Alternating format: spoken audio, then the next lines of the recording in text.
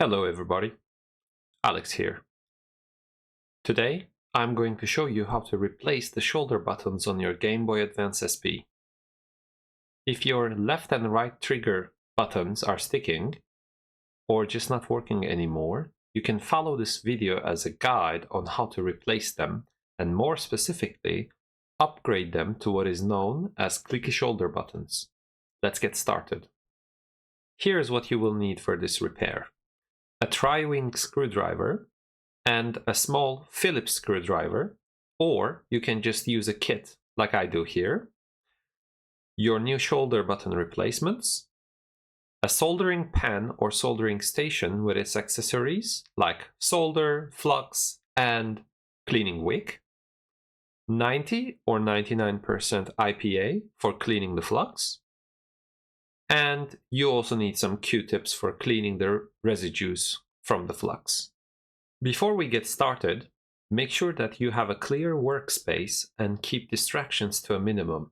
Also, I would like to remind everybody that while you solder, you need to be in a well-ventilated area. I would recommend for those who are doing this in their small apartments to get an air purifier, which is very helpful to remove all the bad odor and the airborne chemicals from the solder while doing the job. We first need to disassemble the console, so we can start by removing the battery cover and then the battery itself.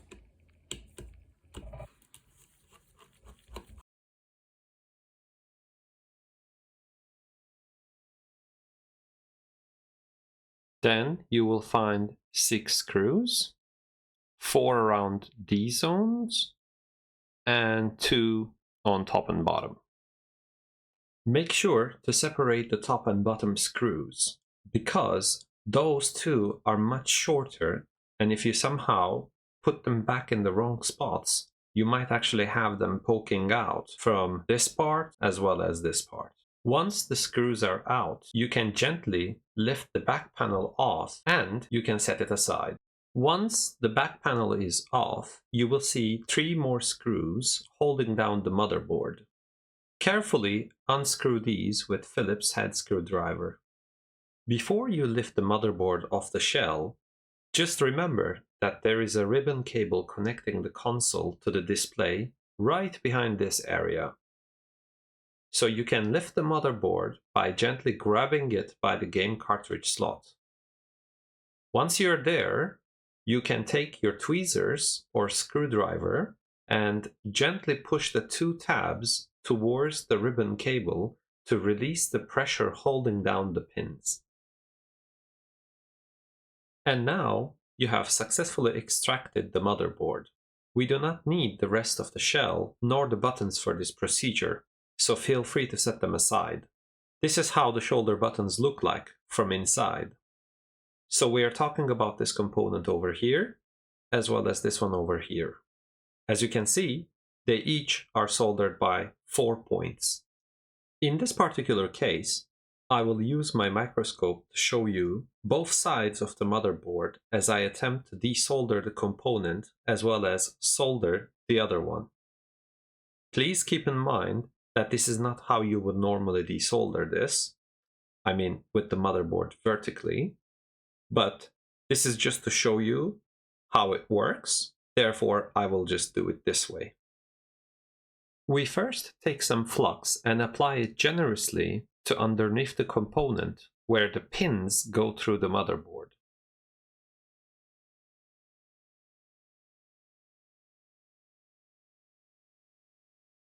Then we grab the component with pliers or a similar tool, simply to initially hold in place, but then to gently pull as we apply heat to the soldered pins.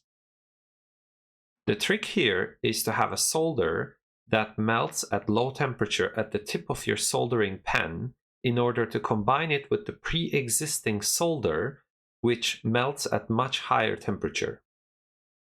By combining, you lower the temperature at which the pre-existing solder melts, which allows you to easily pull the component out. As you can see, this is a little difficult to manage as we need to apply heat to all 4 pins in a tight time frame and to pull the component out. There are 3 ways to go about this really. You can get a bigger soldering tip so that you can apply heat to a larger area at once. You can bridge the 2 pins of both sides to have only 1 point to heat on each side rather than 2. Or you can use a heat gun, for which you would have to purchase one and apply heat-resistant tape around the component. I will go with bridging the 2 pins on both sides, which I believe requires some skill, but it is definitely manageable. A warning here. Please make sure to not bend the motherboard too much. Some is okay, but extreme bending might cause internal problems. And there we have it. The component is off the motherboard. Now we need to clean the remaining solder and the area where we applied flux. In order to clean the remaining solder, we first apply some more flux to the area.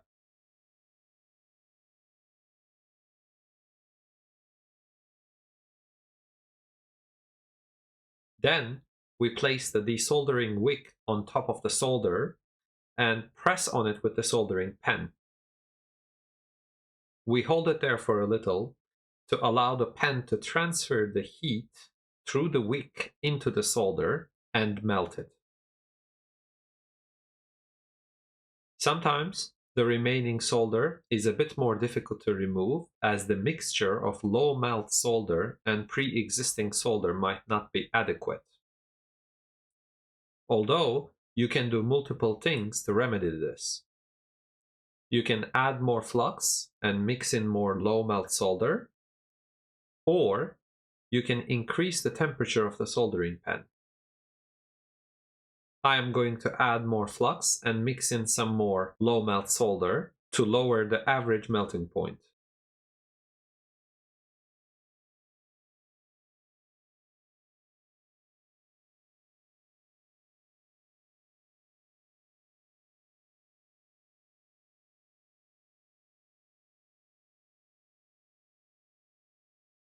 Going over with the wick one more time allowed us to clean all the solder off the motherboard.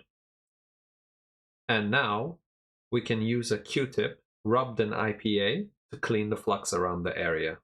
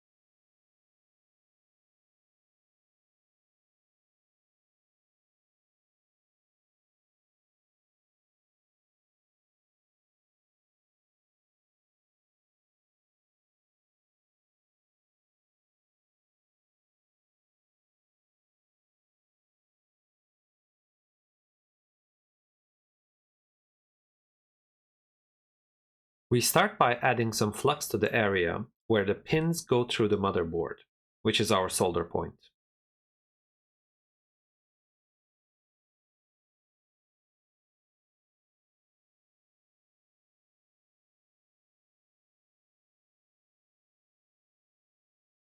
We then have to hold the component upright and straight so that it gets soldered in the right position. While holding, we use our soldering pen, which has a small amount of solder at its tip, to melt the flux and connect the pins with the pads of the motherboard. As you can see, it did not make a good connection, so I will try again.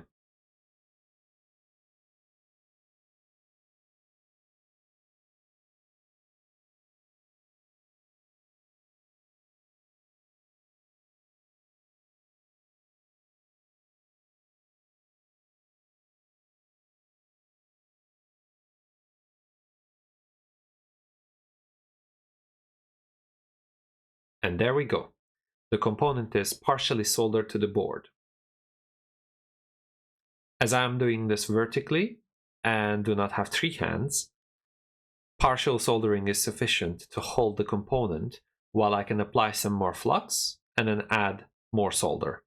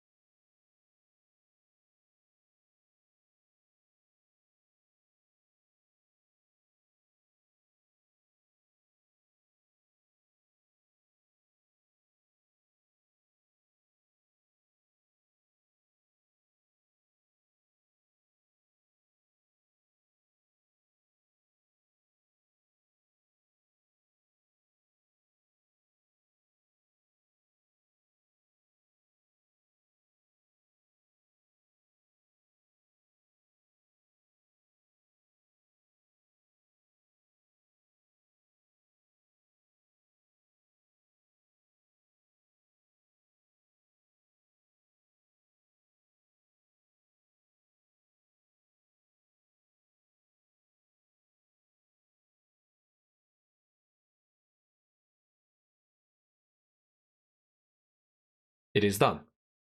This component is now fully soldered to this motherboard.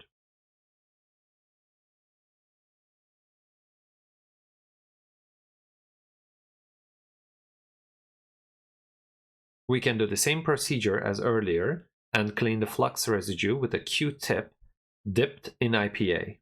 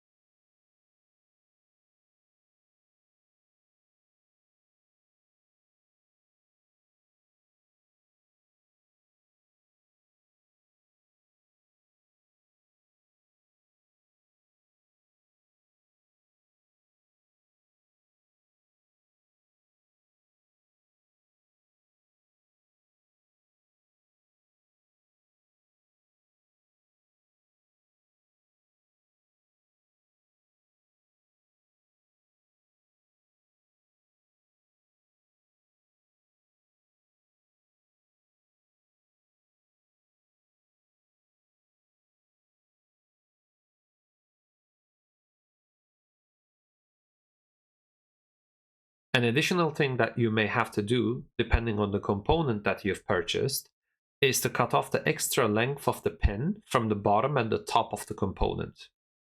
This must be done in order to avoid fitment issues with the console shell. I will use pliers to do this.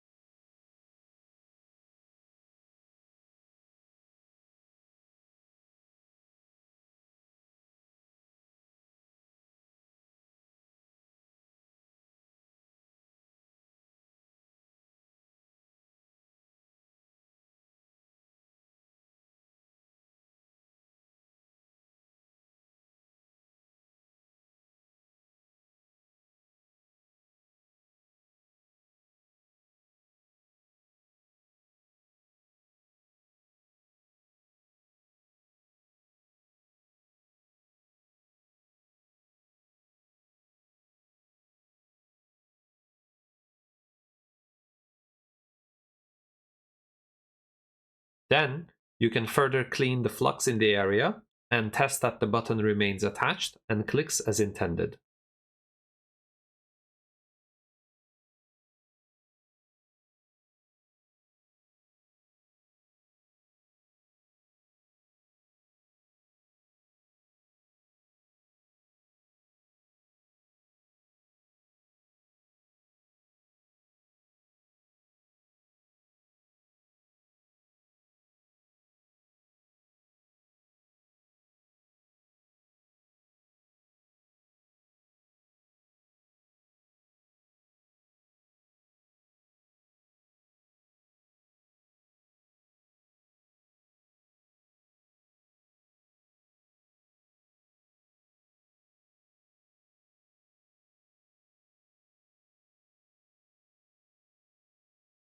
You can repeat the same process for the other shoulder button, and you will have replaced the L and R for your Game Boy Advance SP.